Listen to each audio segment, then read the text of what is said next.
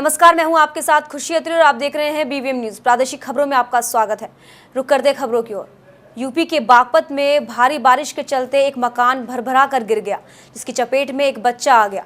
इस अस्पताल में भर्ती कराया गया है और पूरा परिवार भी उसके नीचे दबने से बच गया। वहीं घर ध्वस्त हो जाने से परिवार का लाखों का भी नुकसान हुआ है। ये भाई साहब को बहुत तेज बारिश आई और बारिश में अचानक ये भरभरा के गिर पड़ा। वो तो अचानक बच्चे अंदर चले गए।